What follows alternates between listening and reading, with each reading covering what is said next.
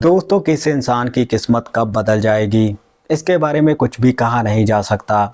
इसीलिए हम जो भी काम कर रहे हैं, हमें उस काम को धैर्य रख के लगातार करते रहना चाहिए। और आज की कहानी में भी कुछ ऐसा ही होता है, जिसमें एक लड़की की जिंदगी एक ही पल में पूरी की पूरी बदल जाती है। आप इस कहानी को आखिर तक ज़रूर सुनिएगा, क्योंकि इस कहानी को सुनकर आपको भी ये बात समझ में आ जाएगी कि किस्मत नाम की भी कोई चीज़ होती है, जिसे बदलते देर नहीं लगती। आदाब, नमस्कार, सत श्री अकाल। दोस्तों, बहुत बहुत स्वागत है आपका। मैं हूं आपका होस्ट और दोस्त रविंदर, और आप देख रहे हैं CHD क्राइम सफ़र का एक नया एपिसोड। मैं उम्मीद करता हूं आप सब ठीक ठाक होंगे।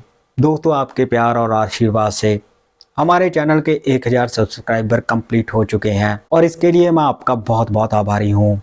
और मैं ये उम्मीद करता हूं कि आप आगे भी इस चैनल को ऐसे ही प्यार देते रहेंगे। 12 जुलाई 2013 असम की राजधानी गुवाहाटी में ही एक बेहद गरीब परिवार रहता था, जिसके मुखिया का नाम था मंगल। मंगल के परिवार में उसके अलावा उसकी 2 बेटियां थीं, जिनमें बड़ी बेटी का नाम वंदना और छोटी बेटी का नाम ममता था। दरअसल मंगल की बीवी की मौत 2 साल पहले ही किसी लंबी बीमारी के कारण हो गई थी। अब पत्नी की मौत के बाद बेटियों के लालन पालन की सारी जिम्मेदारी मंगल के कंधों पर आ गई थी, जिसे मंगल बाखूबी निभा भी रहा था। मंगल जो पेशे से दिहाड़ी मजदूरी का काम करता था, लेकिन मंगल चाहता था कि उसकी बेटियां पढ़ लिख कर किसी ढंग की नौकरी पर लग जाएं, ताकि उन्हें भी उसकी तरह गरीबी में जिंदगी ना गुजारनी पड़े। इसीलिए मंगल अपनी बेटियों की पढ़ाई लिखाई में कोई भी कमी नहीं छोड़ना चाहता था। मंगल की बड़ी बेटी वंदना, जो दिखने में बेहद सुंदर थी, वो पास ही के स्कूल से 12वीं की पढ़ाई कर रही थी। अब वक्त ऐसे ही आगे बढ़ रहा था। साल 2014 में वंदना 12वीं में टॉप करती है। ये देखकर मंगल बेहद खुश हो जाता है। मंगल को अपनी बेटी से बहुत उम्मीदें थी। अब वो 12वीं पास करने के बाद वंदना पास ही के कॉलेज में ग्रेजुएशन के लिए एडमिशन करवा देती है और अपनी आगे की पढ़ाई जारी कर देती है। दरअसल मंगल की दोनों बेटियां ही पढ़ने लिखने में बेहद तेज थी, लेकिन साल 2015 में अचानक एक दिन मंगल को डेंगू हो जाता है, और डेंगू हो जाने की वजह से मंगल के प्लेटलेट सेल इतने ज़्यादा डाउन हो जाते हैं कि हॉस्पिटल पहुंचने से पहले ही मंगल की रास्ते में ही मौत हो जाती है। अब पिता की मौत होने के बाद छोटी बहन ममता की सारी जिम्मेवारी भी बड़ी बहन वंदना के कंधों पर आ गई थी। इसीलिए वंदना अपनी पढ़ाई बीच में छोड़कर एक नौकरी की तलाश में जुट जाती है। देखते ही देखते 2 महीने गुजर जाते हैं, लेकिन इस बीच में वंदना को कहीं पर कोई भी नौकरी नहीं मिल रही थी। और इसी बीच में एक दिन वंदना के पास उसकी मौसी का दिल्ली से फोन आता है। वंदना की मौसी, जो दिल्ली के साकेत में रहती थी, वो वंदना को फोन करके बोलती है कि अगर यहाँ पर कोई बात नहीं बन रही है तो तुम मेरे पास आ जाओ, यहाँ बहुत सारे काम हैं। अब मौसी की ये बात सुनकर वंदना और उसकी बहन ममता दोनों बैठकर ये फैसला करते हैं कि वो दोनों बहनें अब दिल्ली में जाएंगी। दिल्ली ही उनके लिए सही रहेगा। इसके करीब 1 हफ्ते बाद ही दोनों बहनें अपनी मौसी के पास दिल्ली के साकेत में चली जाती हैं। साकेत में जाने के बाद दोनों बहनें मौसी के घर में ही रहने लगती हैं। दरअसल वंदना की मौसी के किराए के कमरे में रहती थी। अब वंदना मौसी के घर पर रहकर नौकरी की तलाश में जुट जाती है, लेकिन देखते ही देखते वंदना को 2 महीने गुजर जाते हैं। वंदना को दिल्ली में भी कोई काम नहीं मिल रहा था, और इसी वजह से अब आए दिन वंदना की मौसी दोनों बहनों को टॉर्चर करने लगी थी।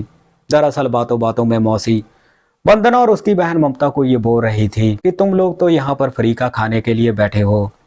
अब एक दिन तो हद ही पार हो जाती है, जब वंदना की मौसी उसकी छोटी बहन ममता को कुछ ज्यादा ही सुना देती है, जिसकी वजह से वंदना गुस्से में आकर अपनी मौसी का घर छोड़ने का फैसला कर लेती है।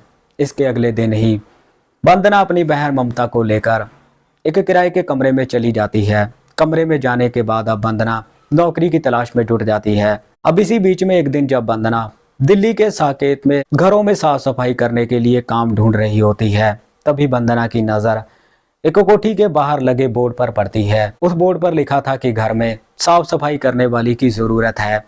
ये देखकर वंदना खुश हो जाती है, और तभी वंदना उस कोठी की डोरबेल बजाती है। डोरबेल बजने पर कोठी का चौकीदार बाहर आता है। आने के बाद वो वंदना से पूछता है कि क्या काम है। वंदना चौकीदार को बोलती है कि मुझे काम की जरूरत है, लेकिन वंदना की पर्सनैलिटी देखकर वो चौकीदार वंदना से बोलता है कि तुम तो मुझे पढ़ी लिखी लग रही हो, तुम तो किसी भी तरह से साफ सफाई करने वाली लग ही नहीं रही हो। और अभी इन दोनों में बातचीत हो ही रही होती है कितनी देर में उस कोठी का मालिक नरेश पॉल वहां पर आ जाता है। आने के बाद वंदना नरेश पॉल को सारी बात बताती है।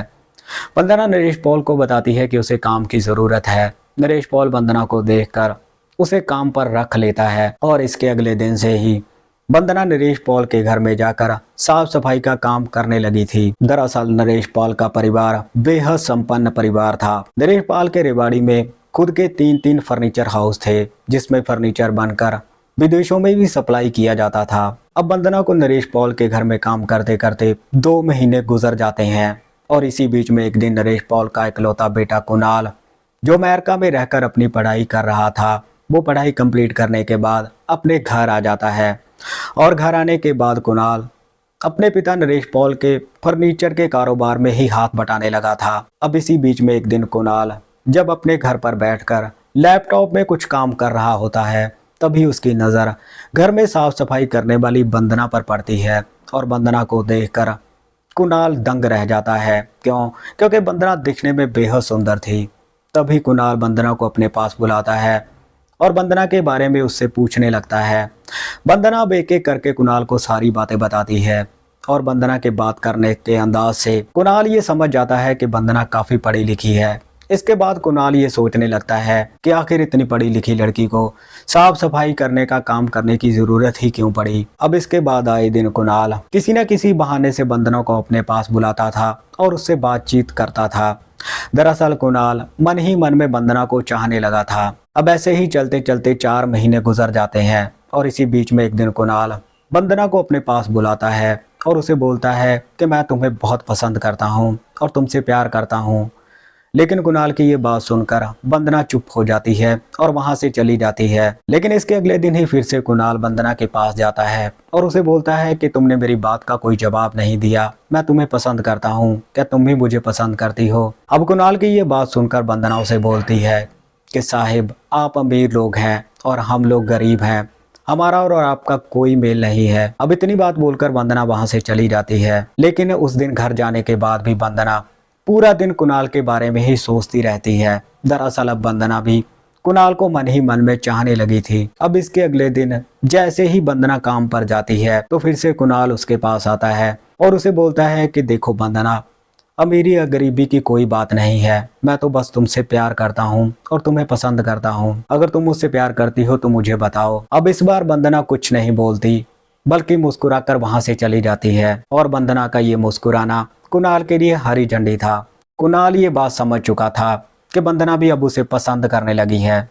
अब यहीं से दोनों की दोस्ती की शुरुआत हो जाती है। अब आए दिन कुणाल वंदना को अपनी गाड़ी में बिठाकर पूरी दिल्ली में घुमाने लगा था। धीरे धीरे दोनों एक दूसरे से बेहद प्यार करने लगे थे। देखते ही देखते 2 साल गुजर जाते हैं। 2 साल गुजर जाने के बाद एक दिन कुणाल वंदना से बोलता है कि चलो अब हम शादी कर लेते हैं। लेकिन कुणाल की ये बात सुनकर वंदना उसे बोलती है कि मैं तो शादी के लिए तैयार हूँ, मगर क्या तुम्हारे माँ बाप इस शादी के लिए मंजूरी देंगे, क्योंकि मैं तो एक गरीब घर की बेटी हूँ। वंदना की ये बात सुनकर कुणाल उसे बोलता है बस तुम शादी के लिए तैयार हो, बाकी की सारा काम मैं खुद कर लूँगा। अब इसके बाद कुणाल अपने माँ बाप के पास जाता है और उनसे बोलता है कि वो वंदना को बेहद पसंद करता है और उसके साथ ही शादी करना चाहता है। लेकिन कुणाल की ये बात सुनकर उसके माँ बाप नाराज हो जाते हैं। कुणाल की ये बात सुनकर उसकी माँ उसे बोलती है बेटा, तुझे और कोई लड़की नहीं मिली क्या? तुझे सिर्फ घरों में साफ सफाई करने वाली लड़की ही मिली है शादी के लिए? लेकिन कुणाल बोलता है कि माँ, वंदना पढ़ी लिखी लड़की है और मैं उसे पसंद करता हूँ और उसके साथ ही शादी करूंगा, और अमीर गरीब होना तो किस्मत की बात है। लेकिन उसके माँ बाप इस बात से खुश नहीं थे। लेकिन अब आए दिन कुणाल अपने माँ बाप को इस शादी के लिए मनाने लगा था। अब क्योंकि कुणाल नरेश पाल का इकलौता बेटा था, इसीलिए उसके माँ बाप कुणाल की जिद के आगे अपने घुटने टेक देते हैं और इस शादी के लिए मंजूरी दे देते हैं। दरअसल कुणाल का बाप नरेश पॉल, उसने अपना पूरा बचपन गरीबी में देखा था, इसीलिए नरेश पॉल अपने बेटे की बात को समझ जाता है और इस शादी के लिए तैयार हो जाता है। अब कुणाल के माँ बाप बेटे की जिद के आगे हार कर उसे शादी के लिए हाँ कर देते हैं और इसके करीब 1 हफ्ते बाद ही दिल्ली के एक 5 स्टार होटल में कुणाल और वंदना की शादी बड़ी ही धूमधाम के साथ करवाई जाती है। इस शादी में शामिल होने के लिए वंदना ने अपनी छोटी बहन ममता और अपनी मौसी को भी बुलाया था। अब शादी होने के बाद वंदना और कुणाल दोनों एक बेहद खुशहाल जिंदगी जी रहे हैं।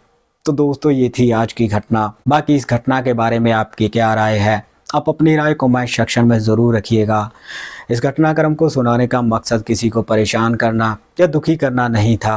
सो मिलते हैं किसी और घटना में, तब तक आप अपना ख्याल रखिए, सतर्क रहिए। जय हिंद।